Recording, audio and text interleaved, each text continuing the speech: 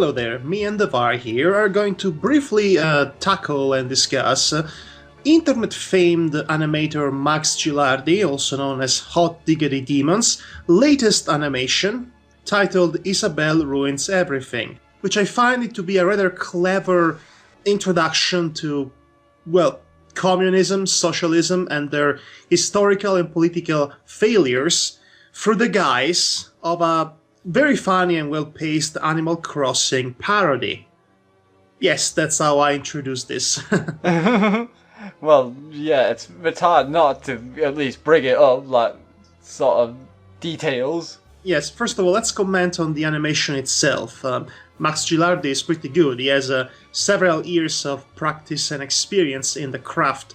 In fact, I remember following his earlier web series all the way back in Newgrounds. I was a fan of his Jerry series and his Wacky Games for Kids show. They were filled to the brim with dark humor, but it was very well-paced dark humor, and the jokes were usually pretty funny. Although, really, with Max Gilardi, it's either hit or a miss more often than none. For example, I really don't much care for his Pony.mov series. I think that's going a bit too far, even for him. So, what's your opinion on his works, Devar? Sadly, I've only ever seen his Pony.mov series, which was not the best thing to be introduced to. Not really. You should actually go back and see his original older series. Again, Jerry and Wacky Games jokes for kids. Yeah. Those were actually pretty clever in their own right. Yeah, but the recent one with the Isabelle Ruins Everything, I think that's absolute genius. It is. It is one of the better animations I've seen from him. That's for sure. Not only from a technical standpoint, but from a actual pacing of the joke and explaining of how it all went wrong.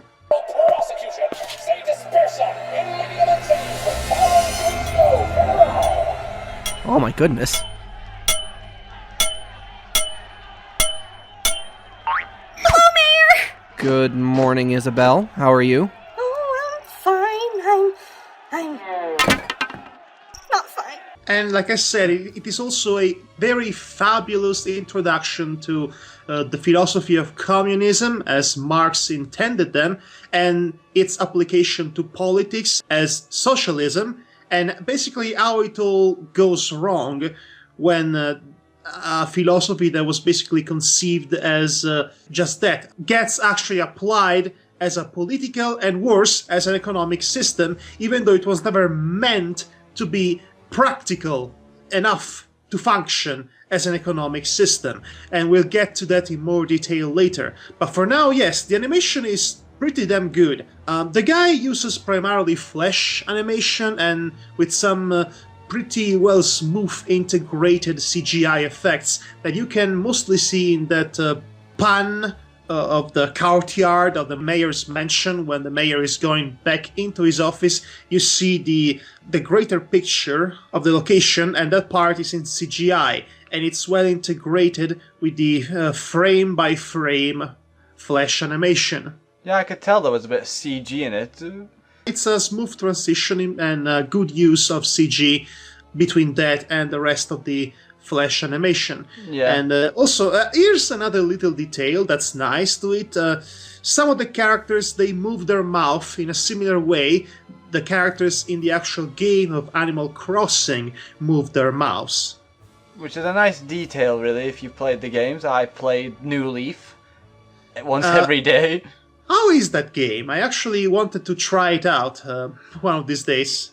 It's a nice little relaxing game, really. I find it's something to play for like 30 minutes and then put down for me, usually.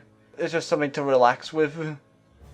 So actually, I think Animal Crossing, of all the video games you could make a parody of, lends itself very well for a short animation parody that it's basically an excuse to talk about communism, especially considering the premise of the series, at least of New Leaf itself, the premise that you are the mayor of the Animal Crossing village, and you basically had to make everyone happy, and you had to manage resources, and you basically own everything, come to think of it. Yes, you do. You could basically state where new buildings like fountains and other things can be built.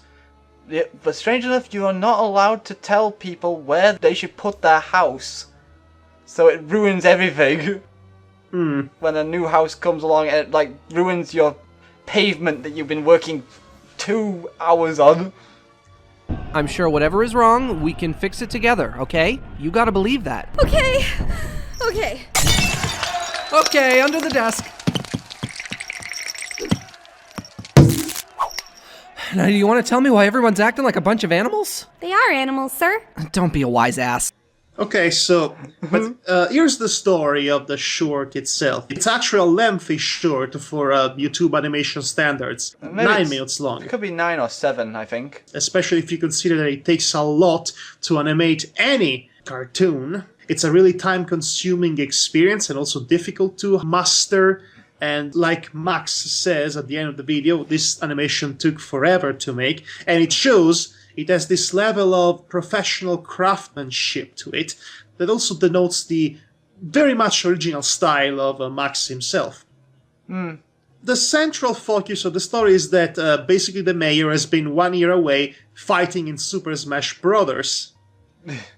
And he had to deal with basically Mr. Game & Watch guy.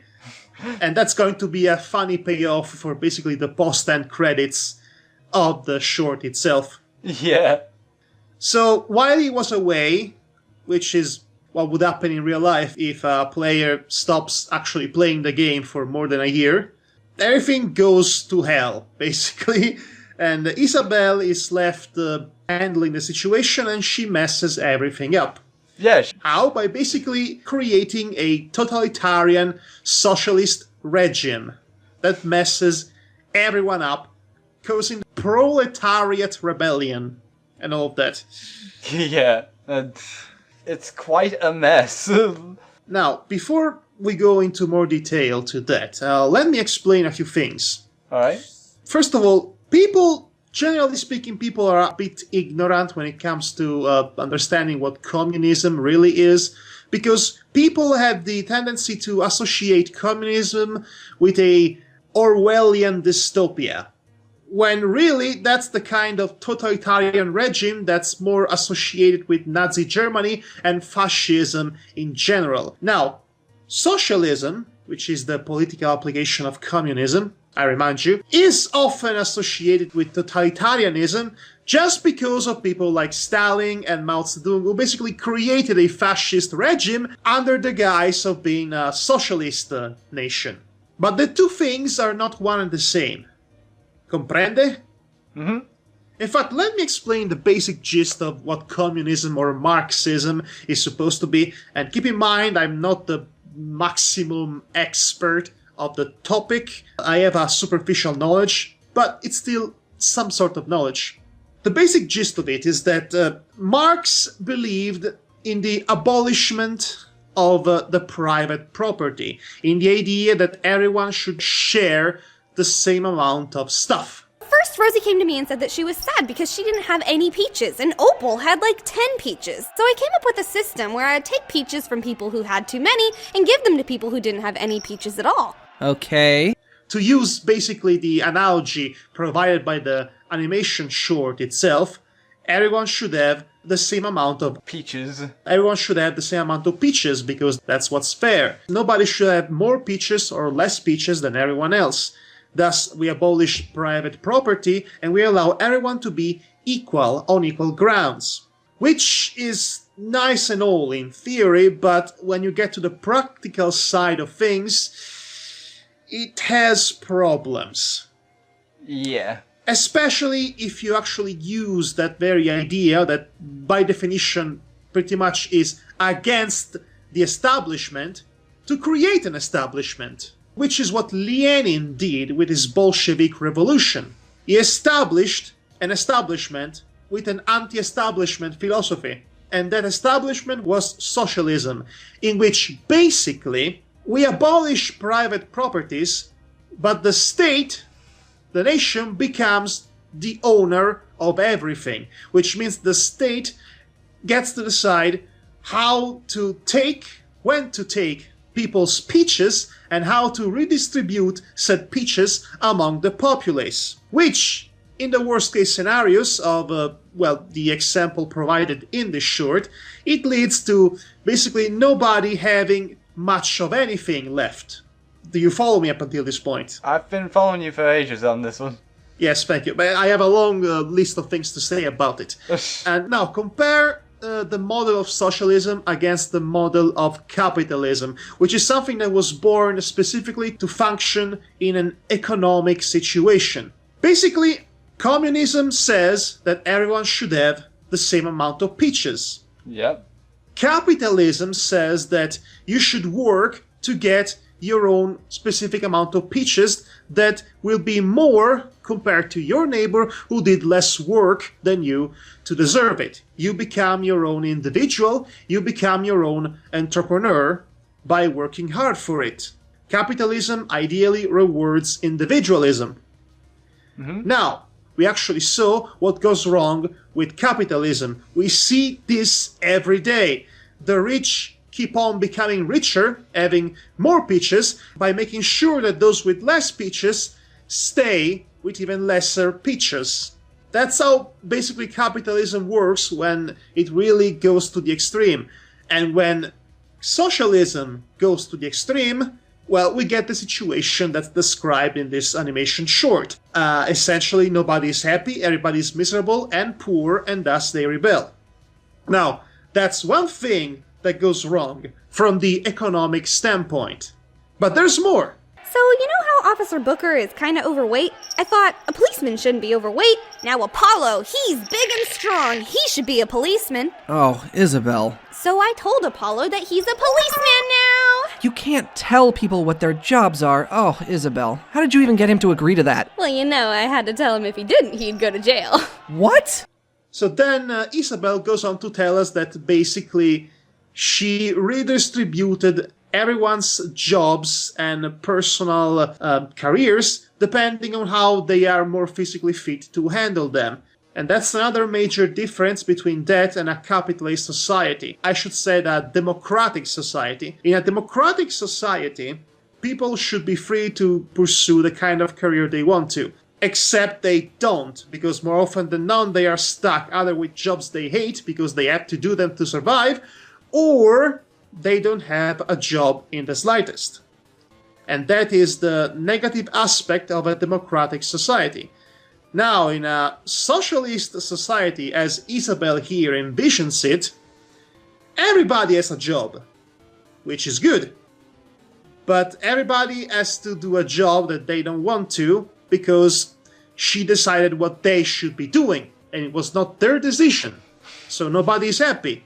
So you can see how things go wrong when you take a step back and see how various beliefs and ideals work in the context of their specific political and economic situations. And like I said, it just so happens that the communist philosophy could not be applied to an economic stamp, but the idea of giving everyone the job that they were more fit to do, while it denies individualism, which is the whole point of what you want to have in a democratic society. Yeah. Because you cannot choose your own job, you're stuck with something that the government chose for you, then basically you can never achieve happiness. And you cannot ever achieve happiness because you're not respected as an individual. You're not prioritized as an individual. The collectivity is prioritized always over the individual, which leads to the classic and most famous critique and fear that everyone has about, well, essentially communism. The fact that it denies individuality. But I believe at this point I managed to successfully explain to you why there is so much more to it than that. Because really, a lack of individuality and this kind of totalitarian regime only happens if and when the socialist society fails. Because, again, it becomes a regime.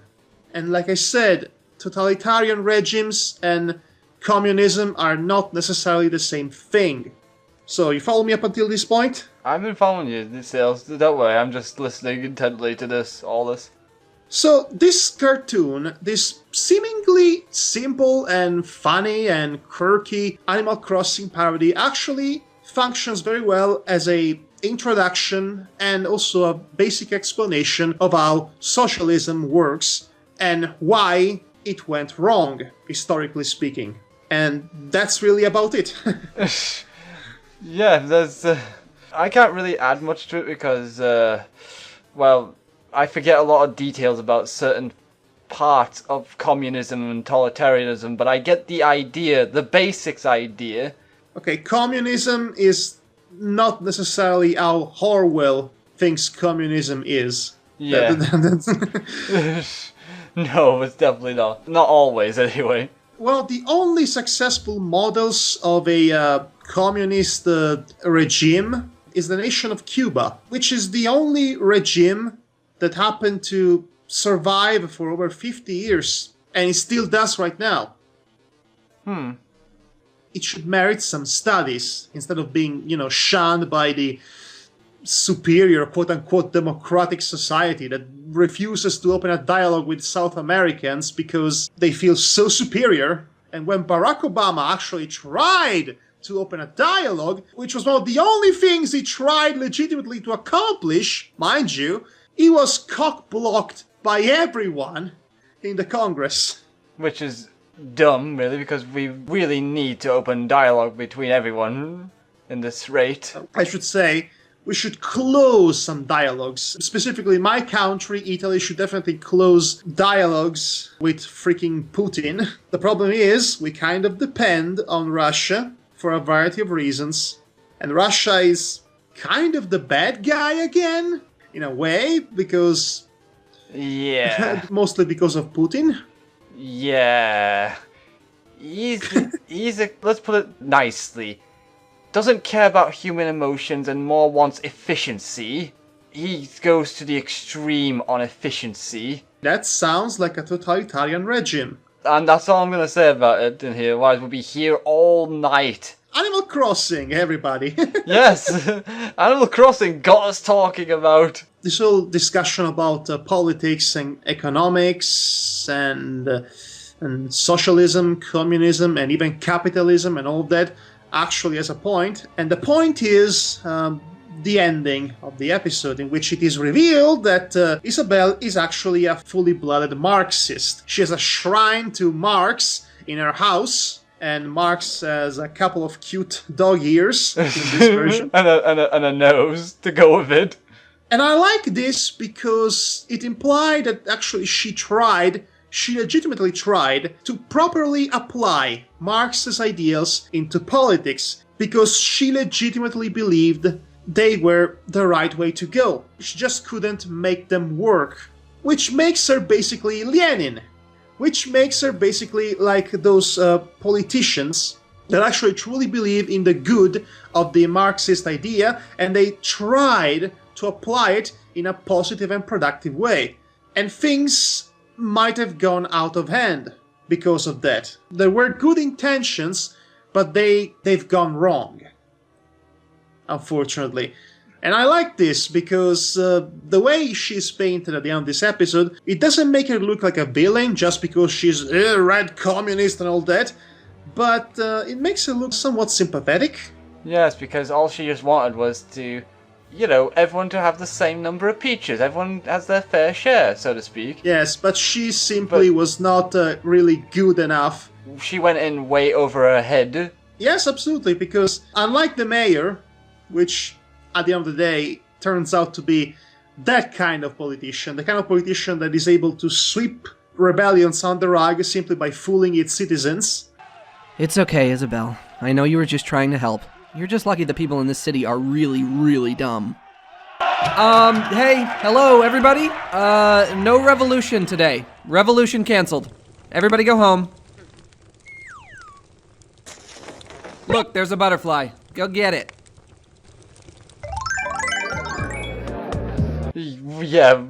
Which is unfortunately the kind of cold efficiency that politicians are required to have in order to function as politicians. This actually puts things into perspective, because while Isabelle had good intentions, but they went horribly wrong, the mayor keeps things balanced by being sleazy. It's an interesting parallel that comments on both Western society, Western democratic society, and Eastern European socialist style of running a country. Of running a country, yes. Again, we might be reading too much into this, but I still stand by my analysis that this is a very good and intelligent introduction to the Marxist ideals and their problematic applications to politics and economy. You need to watch this cartoon right now. It's really good. Yes, I would recommend it too. And it's actually funny, with or without the knowledge. Oh yes, it's also funny. We forgot to mention this, but it's funny. There are funny jokes, and it's well paced and well animated, of course. And also there's this wonderful bit with that thing, the thing they built. Oh, by the way, we finished the fountain you had commissioned. Remember the fountain? That's not what I'm concerned with right now, Isabelle. You should see it. I think you'll be really happy with how it came out. See? There it is. So like I said, Isabelle ruins everything. Check it out. It's funny, it's thought-provoking, it's all of the good stuff. This has been Madhog the Master, the only one who spoke during this entire debacle. And I've been Devad the politically ignorant most times. And I'll see you next time. Yes, I'll see you next time as well. Take care. One last thing. Yeah? If I get Animal Crossing New Leaf, will you take me to a tour to your village? It depends. I promise not to invade your country and conquer it and basically build a statue of myself naked in the central plaza. And also, I'll take all your peaches! Which I don't want. All the peaches belong to me. But we need those peaches to build the houses. You build houses with peaches? That's weird. Well, it doesn't work in Animal Crossing, but I make it work.